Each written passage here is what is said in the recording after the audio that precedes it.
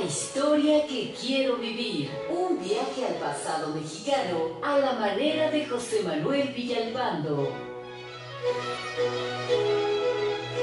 Amigas, amigos, muy buenas tardes tengan todos ustedes. Los saluda con el afecto de siempre José Manuel Villalpando. Aquí en una emisión más de este programa, La historia que quiero vivir, que esta tarde transmitimos en vivo, sí, aquí en vivo, a través de los micrófonos y frecuencias de Radio Fórmula. Ya lo saben, en el 103.3 de FM en el cuadrante de su radio, o bien también en el 970 de AM, aquí en la capital de la República Mexicana. Saben ustedes también que llegamos a muchas ciudades del interior del país, no a todas las que yo quisiera, porque estamos, como siempre, compitiendo contra los automóviles de lujo, pero eso sí, llegamos también a los Estados Unidos de América, a Puerto Rico, a Canadá y a todo el territorio nacional donde hay internet, pero a todo el mundo también donde existe esta vía de comunicación, gracias a la página www.radioformula.com.mx. Gracias a ustedes también, amigos, por segundo año consecutivo. Somos el programa más escuchado de la Radio Nacional en México, en este complejo y difícil horario de los sábados de 4 a 5 de la tarde, aquí, hora local, y ya claro por qué lo digo. Ahorita verán ustedes qué gratas noticias tengo el día de hoy en varios sentidos, porque, bueno, este programa sí es muy, pero muy escuchado y seguramente por eso, pues tenemos este lugar de honor en los ratings nacionales. Fíjense, el día de hoy tengo 2 correos electrónicos de personas amabilísimas que me están escuchando del otro lado del Océano Pacífico, de ese tamaño. No sé qué horas serán por allá, pero quiero agradecerle primero a nuestra queridísima amiga Adriana Ramos Almanza, que esta vez nos escucha en Narita, así se llama la ciudad, cerca de Tokio, en Japón. Nos está escuchando por internet, cosa que le agradezco mucho a Adriana, por supuesto, y también a nuestro amigo Fernando Alamillo. Escuchen ustedes esto, nos está escuchando desde Auckland, en Nueva Zelanda, hasta allá, hasta el quinto continente, el continente finalmente del Océano Índico, allá cerca de Australia, Nueva Zelanda. ¡Qué barbaridad! Es decir, hoy estoy verdaderamente halagado por estas comunicaciones, por estos mensajes que han cruzado el Océano Pacífico completito. Ignoro, repito, el horario en que estén don Fernando Alamillo y que esté nuestra amiga Adriana Ramos. No sé ni qué hora sea, ni qué día sea, pero nos están sintonizando, lo cual les aprecio y les agradezco infinitamente, como también lo hago a don Jorge Ramírez Santillán, aquí más cerquita, en Tecámac, aquí en el Estado de México, con sus hijos Alfredo y Andrea. Gracias, don Jorge, muy amable. También, no tan cerquita ya, en Carolina del Norte, en Raleigh, como siempre, la familia Jackson, Emma, Toby, Neftalí Garza, allá en Carolina del Norte, en los Estados Unidos. Muchísimas gracias. Tengo más mensajes también, aunque no lo crean ustedes. Don Ignacio Barreras también, que ya se reportó que había faltado 2 semanas. Muchas gracias. Don René Moeno, ya me envió unas fotos que tomó de un programa de televisión en donde yo aparezco hace ya 15, creo que ya para 16 años. Bueno, tenía el pelo todo el color completo, ya no tenía canas. Así que gracias, don René, se lo aprecio enormemente. Don Enrique Deita Silva, muchísimas gracias. Liz de Cuevas, allá en Mazatlán, Sinaloa, muchas gracias. Que cuando les daré novedades de mi próximo libro, pues le voy a dar un anticipo. No es uno, son 2 libros. Ya estoy en revisión de pruebas del primero de ellos, el segundo ya en 2 o 3 semanas. El primero se llama, ahí se los voy a decir de una vez el título, En busca del tiempo pasado. No les platico de qué es, ya lo verán en su momento. Yo espero que esté ya a disposición de todos ustedes. Más o menos calculo que hacia el mes de marzo, creo que estará ya listo para que todos ustedes lo puedan tener, En busca del tiempo pasado. Y más adelante, para abril-mayo, casi calculo, también estará ya listo y en todas las librerías y tiendas donde venden libros, el libro que se titula Los Libertadores Toman Café. Pues sí, como el año pasado no publiqué nada, y en realidad no por no haberlo escrito, sino porque, si ustedes recuerdan, en 2018 fueron 3, entonces creo que fue un exceso en aquel año tener 3 libros. Por eso 2019 guardamos un poquito de discreción de escritor y arrancamos el año con dos libros más, lo cual pues me da muchísimo gusto y en su momento también se los comentaré y les diré dónde están. Doña Lupita Ayala, desde Zamora, Michoacán, muchísimas gracias. Y don Carlos Gutz Olague, muchas gracias. Bueno, vamos a iniciar el tema de hoy. Es un tema un poquito distinto, diferente. Debo aclarar algo, como lo puse en el anuncio en el Facebook y como lo dije la semana pasada. Entre 1521 y 1821, la historia de lo que genéricamente conocemos hoy conocemos como España, es también la historia de México. Inmediatamente después de la conquista, que sí fue una conquista, valga la aclaración para que no digan que estoy diciendo otra cosa, sí, nos conquistaron, ¿quiénes? Los castellanos, que no los españoles, los castellanos. Inmediatamente la Nueva España, nombre que recibió este territorio inmenso, que finalmente, como ustedes bien saben, se extenderá más allá de Texas, más allá de Arkansas, en los límites entre California y Oregón, y llegará hasta Costa Rica, incluyendo por supuesto Cuba, Santo Domingo, Puerto Rico y aún las Filipinas. Este inmenso territorio se va a llamar genéricamente la Nueva España.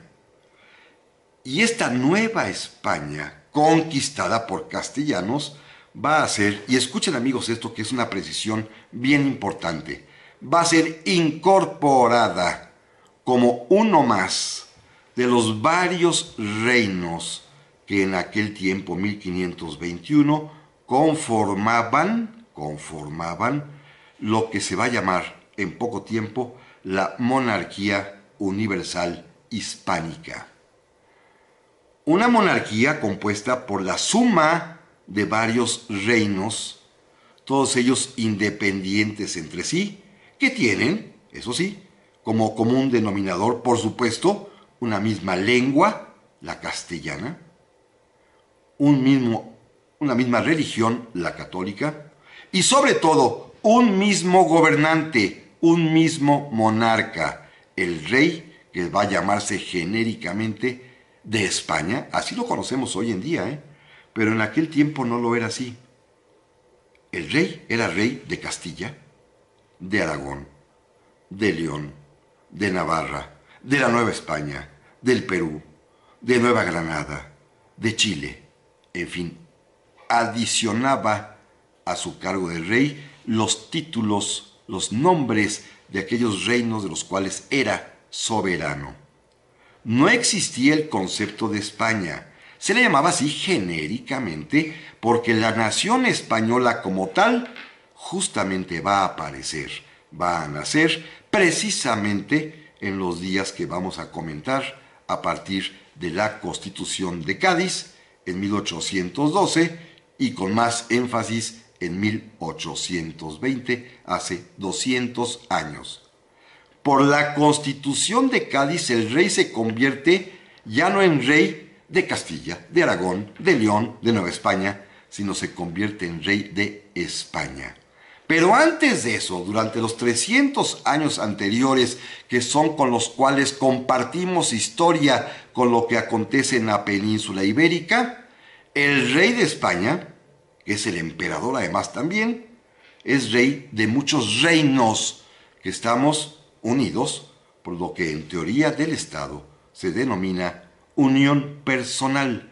Reinos distintos unidos por un mismo monarca, una misma religión y una misma lengua. Esto es bien importante precisarlo. La noción que hoy manejamos con mucho desparpajo, nos conquistó España, por ejemplo, no es así. La palabra España como nación nace a partir de 1812.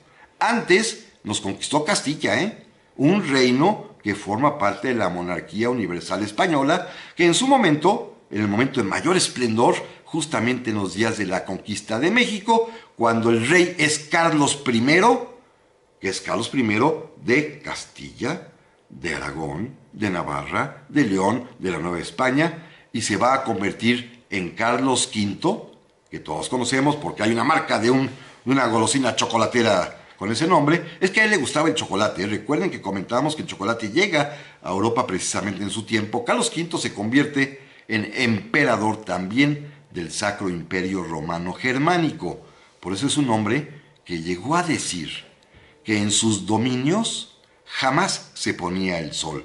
Por supuesto, gobernaba desde Austria hasta las Filipinas, pasando por todo, pues, parte de Italia, todo España, parte de Bélgica, buena parte de América, las islas del Caribe y hasta más allá del Océano Pacífico, por donde hoy nos han escrito nuestros amigos, a las Filipinas. Y tenía razón, siempre había algún momento del día en que había sol en cualquiera de sus muchos, vastos y enormes dominios. Esto es la monarquía universal española. Así que en ese momento somos parte de esta gran monarquía, no de España, de la monarquía hispánica.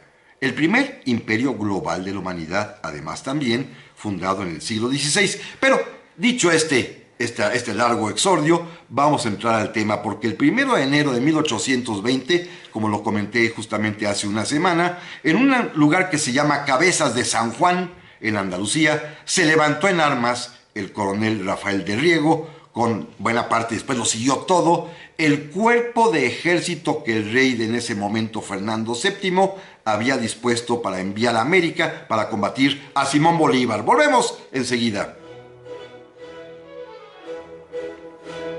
Ya estamos aquí, amigas y amigos, para el segundo bloque de esta tarde de la historia que quiero vivir, que transmitimos en vivo, ya saben ustedes. Muchas gracias por los muchos mensajes que están llegando. Para empezar, le agradezco muchísimo a don Gerardo Sánchez, que me acaba de escribir para decirme que en Auckland, Nueva Zelanda, es domingo a las 11 de la mañana aproximadamente.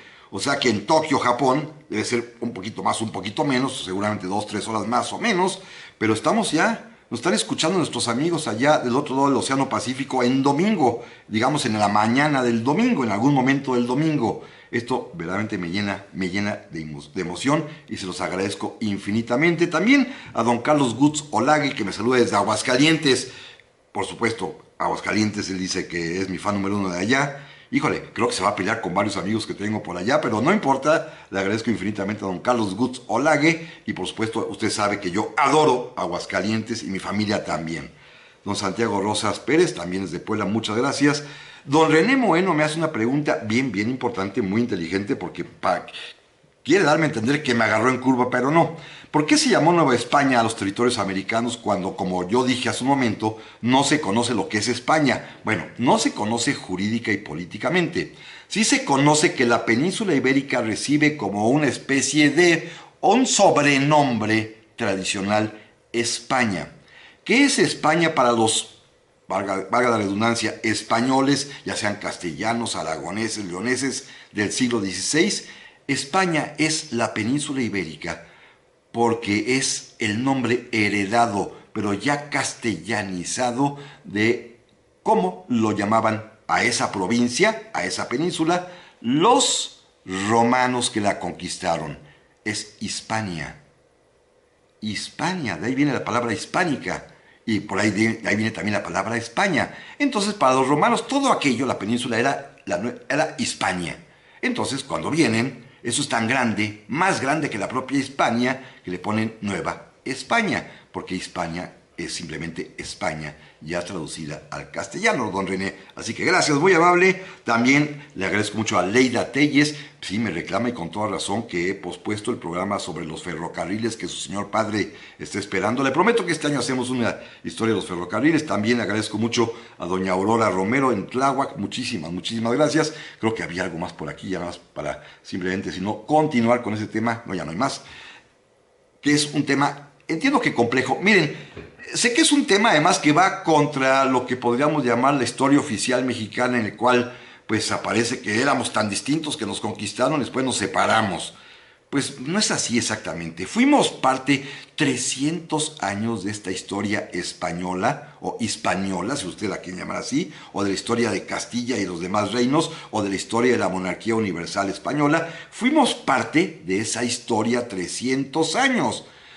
Sí, nos conquistaron, pero nos incorporaron y teníamos el mismo rey, que ese es el punto central a donde quiero llegar. Ya sé que en las escuelas actualmente esto seguramente lo ven de pasadita, si es que lo ven, porque pues no es un tema que tenga que ver con la historia broncínea mexicana, pero tenemos que hacer el esfuerzo por entender que fuimos parte de esa historia. Tanto que ahorita verán lo que pasó. Miren, en 1820, que estaba yo platicando hace un momento, el día justo 1 de enero se levanta en armas el coronel Rafael del Riego en un poblado, este nombre me encanta, Cabezas de San Juan, en Andalucía, cerca, entre el camino de Sevilla a Cádiz, y estaba allí apostado con su regimiento y con muchas otras unidades de tropa, casi 12,000 hombres, que formaban el cuerpo expedicionario que el rey en ese momento, Fernando VII, a quien ya apodaban el rey Felón, porque era un infame, ya platicaré en el transcurso del programa de él, había dispuesto que este ejército fuera enviado a América, particularmente a lo que ellos conocen como la Nueva Granada. Estamos en 1820, ya se llama, desde el punto de vista americano, ya se llama la Gran Colombia. Ahí está en pleno vigor, en pleno movimiento, la insurgencia libertaria que está al frente de ella Simón Bolívar, con sus ayudantes Páez, Santander, Santa Cruz, Sucre, por supuesto. Ahí está en plena efusión la independencia. En 1820, ustedes recuerden, México ya está bastante tranquilizado. Sí, por ahí sobrevive en las montañas del sur Vicente Guerrero, pero ya no representa ningún peligro. Es decir, la gran preocupación española, para usar el término contemporáneo, la gran preocupación del rey Fernando VII es el movimiento libertario sudamericano, particularmente el que cabeza Simón Bolívar, por lo cual piensa que con estos 12,000 hombres que están en Andalucía estacionados esperando ser embarcados, con esto le va a dar la puntilla a Simón Bolívar. Y era probable que sucediera, Déjenme decirles además también que el rey Fernando VII, quizás con una buena intención política española, claro, contraria a los intereses americanos, designó como comandante de ese cuerpo expedicionario. Esto es maravilloso, amigos, fíjense bien cómo se van juntando los rompecabezas de la historia, porque para poder encabezar y mandar a esas tropas que vendrían a la reconquista de la Nueva Granada en contra de Bolívar, 12,000 soldados según he dicho, puso al frente de ellas a un gran general que ya tenía experiencia previa en pacificar un reino americano. Sí, ya lo adivinaron seguramente, a quien hubiera sido antes, entre 1813 y 1816, virrey de México, al mariscal Félix María Calleja del Rey, a él, al propio Calleja, el que aquí aniquiló a Morelos y finalmente lo fusiló, a este hombre que tenía fama así de cruel, de sanguinario, pero de efectivo y muy eficaz como militar desde el punto de vista de los realistas, aclaro. No van a decir como que estoy diciendo que estoy a favor de Calleja, no.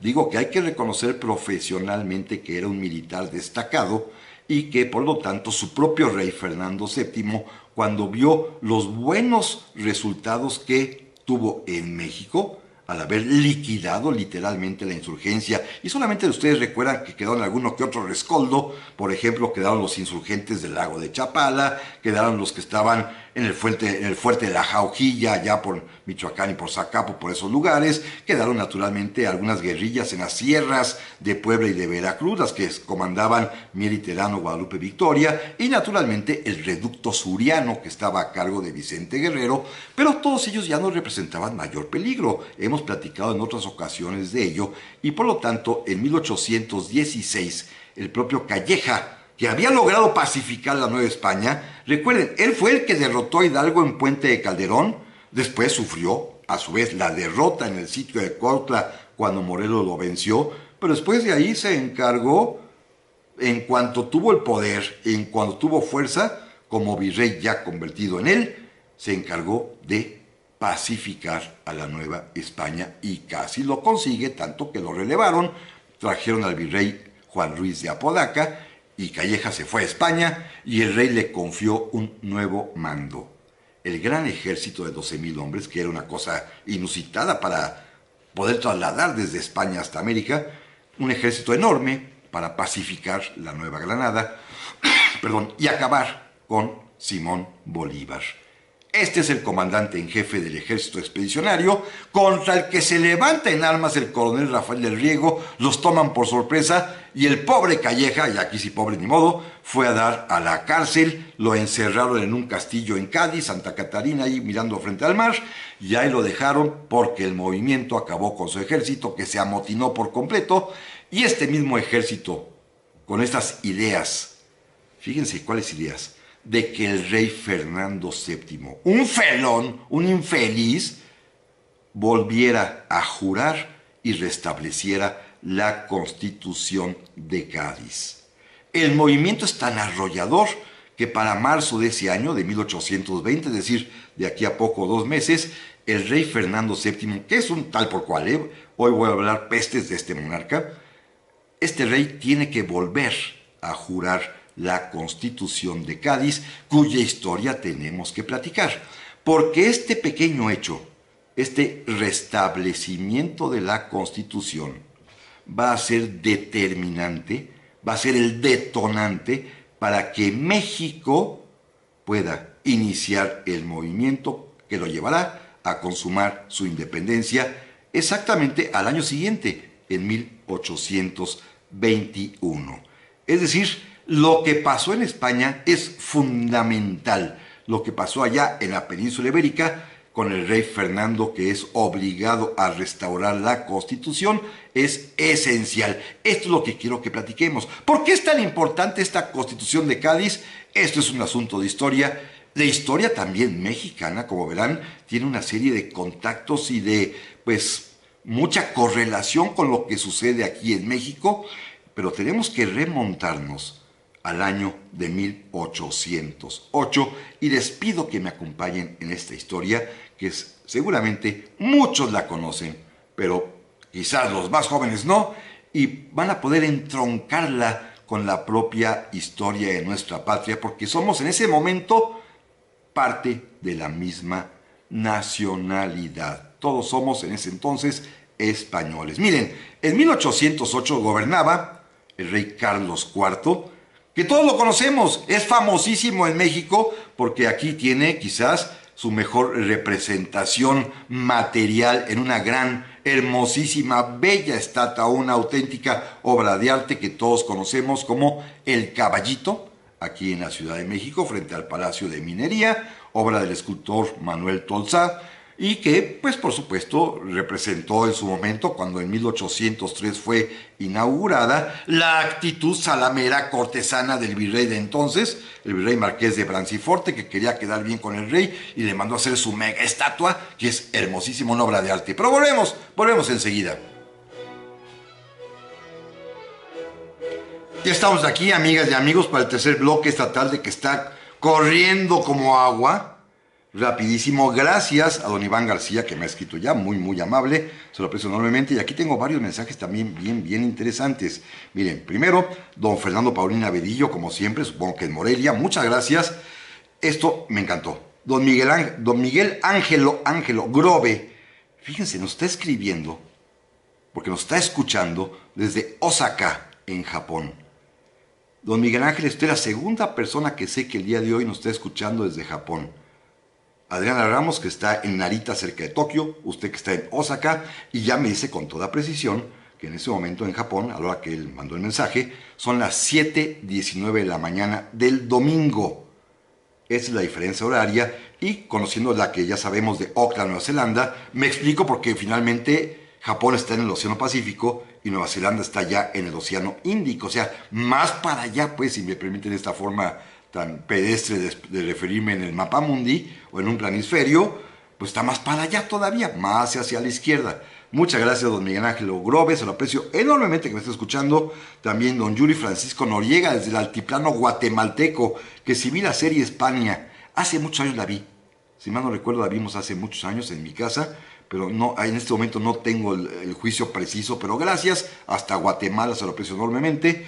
Don Federico Flores Pérez, muchas gracias, me hace una pregunta bien importante, que me dice que si la Constitución de Cádiz estuvo vigente en 2 ocasiones en la Nueva España, en 1820, como ahorita vamos a ver, y él se me adelanta al tema, pero lo comento, cuando las partes de la sociedad más alta, las élites, tanto españolas como criollas, se oponen a ella, como en 1812, porque ahí no se opusieron.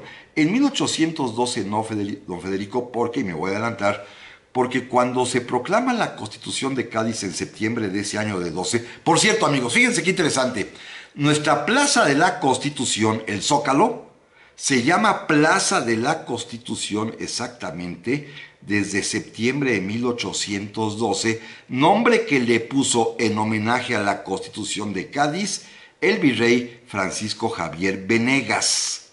No piensen que es por la Constitución del 17, ni por la del 57, ni por la del 24, ¿eh? Nuestra Plaza de la Constitución, nombre oficial del Zócalo capitalino, se llama así porque es en homenaje, en honor a la Constitución de Cádiz, y así se llama desde el año de 1812. Así que no se vayan con la finta, porque se llama así en honor a esa Constitución, escuchen ustedes, de la monarquía española, porque México era parte de esa monarquía. En 1812, cuando se proclama la Constitución, el primer acto que se lleva a cabo bajo su égida es la elección a los ayuntamientos, como estaba ordenado en el propio texto, y como resultó que la elección resultó, valga la redundancia, muy pero muy favorable a personas, candidatos a municipios, todos ellos que tenían simpatía por el bando insurgente, inmediatamente el virrey Venegas se dio cuenta y el siguiente virrey Calleja suspendieron la Constitución y no se aplicó en la Nueva España. Será hasta 1820 cuando ya se aplique, y entonces sí, van a repelar y van a hacer berrinche y va a pasar lo que va a pasar. Hay un mal chiste que me gustaría platicarles, ya sé que se van seguramente a sorprender, pero hay quien dice que la conquista de México, como lo vimos el año pasado a finales que hablamos del tema del encuentro, la conquista de México la hicieron, ¿saben quién? No los españoles ni castellanos, los propios mexicanos, porque recuerden que los indios aliados de Cortés eran 80,000 más o menos, y son los que realmente vencieron, como ya lo sabemos, a los aztecas. Claro, había un puñado de 1,000 españoles, pero el grueso del ejército que derrota a los aztecas son también, vamos a utilizar la expresión maldicha, mexicanos. Así que la conquista de México la hacen los mexicanos, y la independencia, como vamos a ver en estos programas, pues en 1820 y 21, ¿quién creen que la hacen? Pues los españoles. Los españoles que viven aquí, que están enojados de cómo los trató el rey y están muy molestos por la Constitución de Cádiz, son los que van a apoyar la independencia. Esto lo vamos a ir platicando en estos días. También gracias a don Óscar Guadalupe Elizalde Valencia, muchas gracias. También a don Marco Federico, muchísimas gracias. Que ¿dónde se encuentran todas las constituciones de la Nueva España? ¿Dónde se encuentran? Bueno, las puede usted encontrar, aparte en internet están todas en realidad, la de Cádiz, la de 24, pero también puede encontrarlo en un libro maravilloso que a mí me gusta recomendarle siempre a mis alumnos y que vale la pena tener en casa cuando no siempre hay internet. Se llama el libro Leyes Fundamentales de México y comienza justamente con la Constitución de Cádiz hasta nuestros días, escrito por este gran abogado, ya fallecido hace muchos años, don Felipe Tena Ramírez, de Editorial Porrúa. Se los recomiendo mucho. Osa Aguayo Barrón, también muchísimas gracias, se lo aprecio enormemente. Lisa Alafló, me saluda desde Pachuca, muchas gracias. Y don Miguel Ortega, también muchísimas gracias, se lo agradezco infinitamente. Pero vamos a seguir, miren. En 1808 gobierna Carlos IV de España, como decía yo. Bueno, no gobierna porque al hombre no le gustaba gobernar, era un monarca bastante mediocre. A diferencia de su padre, Carlos III, que era un gran rey, un déspota ilustrado en toda la extensión de la palabra, porque su hijo resultó ser un déspota bastante mediocre. El propio Carlos III se murió con la preocupación porque sabía los pequeños tamañitos alcances intelectuales que tenía su vástago, el príncipe de Asturias, pero bueno, así la ley sucesoria española y subió Carlos IV al trono.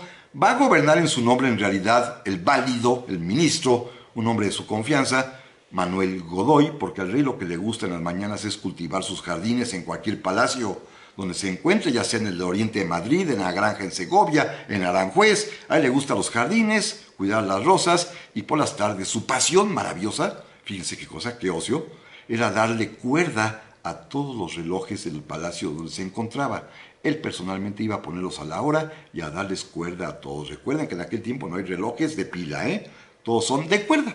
y el rey se encargaba de eso. Mejor que gobierne Godoy, que era un tipo, no voy a platicar toda la historia en este momento, que entre otras cosas pues era el amante de la reina, pues para ser claro, pero además tenía aires de grandeza y quería negociar, como lo había hecho en muchas ocasiones, con Napoleón, el emperador de los franceses, quien, para abreviar, ese año le pide a Carlos IV a través de Godoy su permiso, que por supuesto le dan de inmediato, para que sus ejércitos crucen desde Francia por todo el territorio español para atacar Portugal, pequeño país pero que es aliado de su enemiga irreconciliable, que es Inglaterra. Así que Napoleón quiere, y logra y consigue, que sus ejércitos penetren por territorio español y se dirijan a Portugal, cosa pues que autorizó el rey a través de su ministro, pero cosa que no le gustó al pueblo español. Inmediatamente por donde iban pasando había levantamientos, motines, pedradas a los soldados, guerrilla que comenzaba a hostigarlos, y comenzó una guerra popular en realidad, que ellos van a llamar la Guerra de Independencia y que va a perdurar desde el año 1808 y hasta 1814, en la que buena parte del pueblo español se va a levantar en armas en contra del invasor francés, del invasor napoleónico. Es una guerra con la que Napoleón no contaba. Es una guerra además también que de pronto, en un pueblo tan dividido como es el español, lo acaban de ver ustedes, seguramente están enterados de cuánto tiempo tardó en poder consolidarse el gobierno español, porque allá, miren, si aquí nos peleamos los partidos políticos, allá son peores, ¿eh? De ahí lo heredamos, pues. Bueno, un pueblo tan difícil encontró un vínculo de unidad, un vínculo patriótico en oponerse al invasor francés allá a partir de 1808. Al mismo tiempo, suceden dos cosas bien interesantes. Por una parte, la que ya comenté, que en su avance el ejército francés es hostigado por la población, lo cual va a conducir, una cosa que seguramente todos sabemos y todos conocen, a que el 2 de mayo de ese 1808, cuando los franceses están ya en Madrid, hay un levantamiento popular y el pueblo madrileño se levanta en armas, acuchilla, mata, pero finalmente es sofocado por las tropas francesas y al día siguiente, 3 de mayo, hay una matanza espantosa de españoles patriotas porque las órdenes del general Murat, el cuñado de Napoleón, que viene al frente de este ejército, es fusilar a todos aquellos que fueron capturados durante la refriega del día anterior, escenas que ustedes conocen muy bien y que han sido recreadas por Goya, el gran pintor, en sus famosos cuadros del 2 de mayo y del 3 de mayo de 1808. Esto está sucediendo y esto exacerba los ánimos de todo el país porque los madrileños fueron héroes hasta dar la vida en contra del invasor francés y esto se aprovecha porque hay un grupo de españoles que está descontento con el rey Carlos IV porque ha permitido todo esto, porque por no gobernar y darle oportunidad a su ministro que al mismo tiempo pues es el que lo engaña con su esposa a sabiendas del propio rey, pues se han hecho tantas tonterías de aliarse con Francia y el que encabeza este movimiento clandestino conspiratorio, fíjense, es el propio príncipe de Asturias, el príncipe Fernando, a quien el pueblo, harto de la torpeza de Carlos IV, al príncipe Fernando le llaman, escuchen qué bonito, el deseado. El deseado, querían que fuera su rey y él aprovecha, organiza este complot y derriban al monarca, obligándolo a abdicar en el famosísimo motín de Aranjuez, que sucedió también en marzo de 1808, cuando Carlos IV entrega la corona a su hijo Fernando VII, que es proclamado rey de España. Pero la resistencia española es tan grave que Napoleón está bastante enojado, y Napoleón debe haber sido un hombre muy inteligente, pero muy colérico, el pobre hombre, tan chaparrito que era, pero era muy enojón, y estaba hasta el gorro de los problemas en España, máxime cuando en el mes de julio de ese mismo año ocurrió lo impensable. El ejército español que se alía al pueblo, formado por los antiguos cuerpos que se habían formado y que existían en la península, todos estos el ejército español completo, con muchos voluntarios populares, en un lugar que se llama Bailén, en Andalucía, derrotan a los franceses. Volvemos enseguida.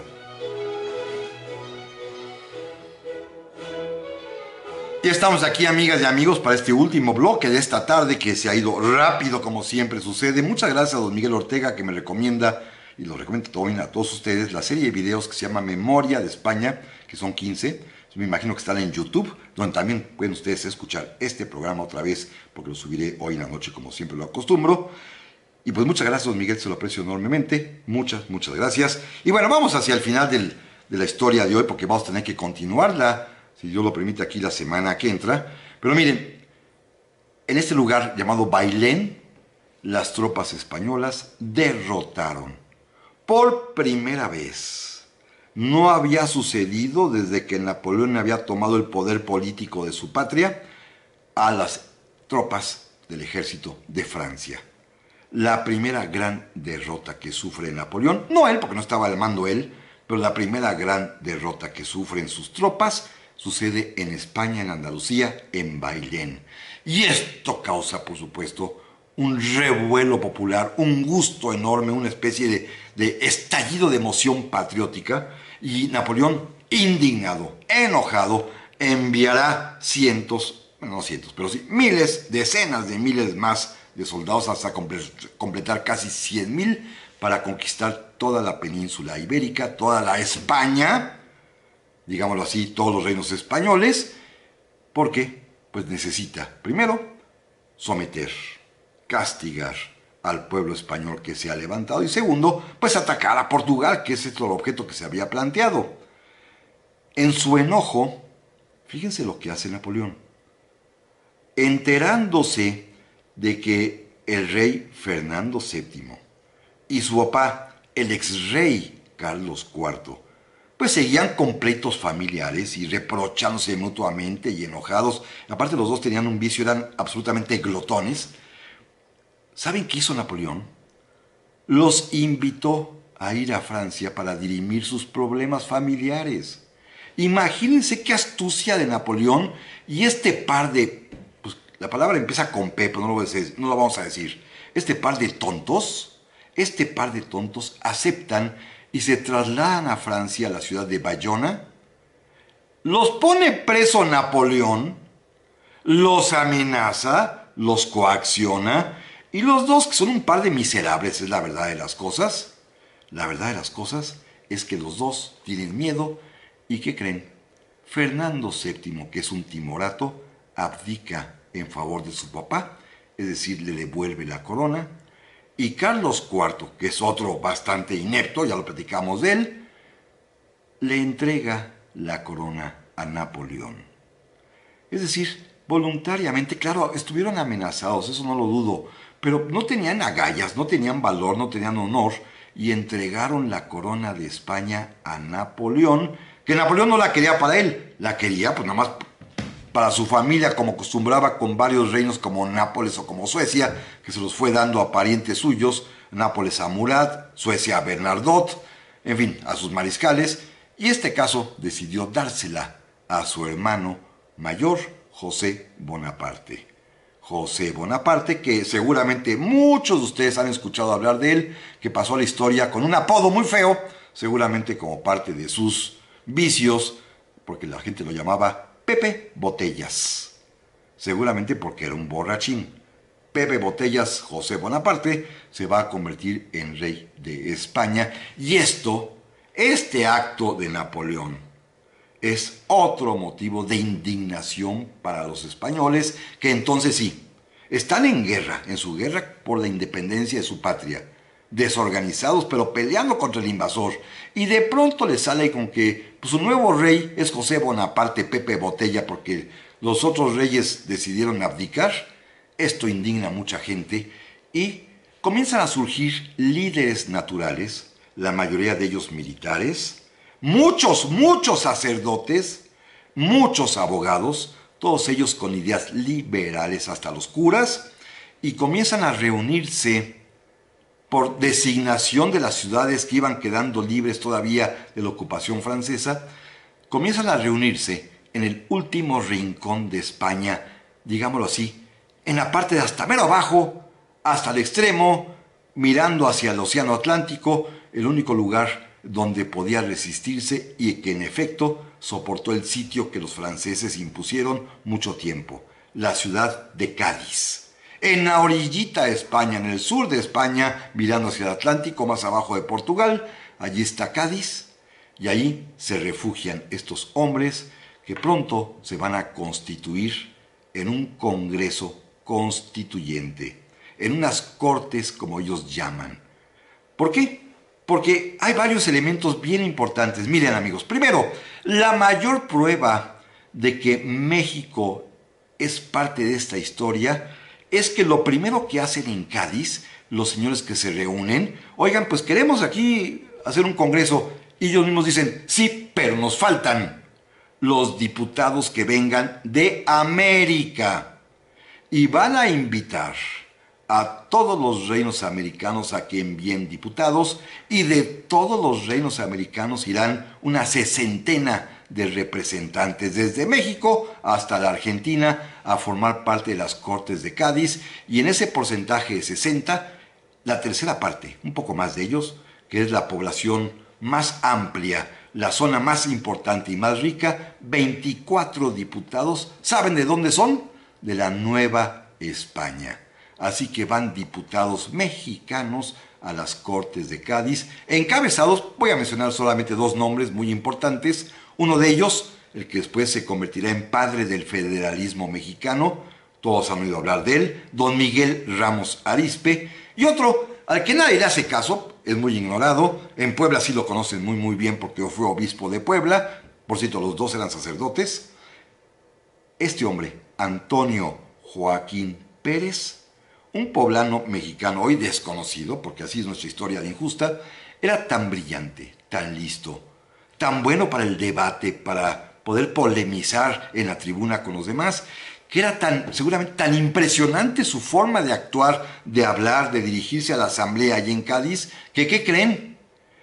Fue designado por aclamación por los diputados americanos y también por los diputados de la península ibérica, por todos, fue designado presidente de las Cortes de Cádiz.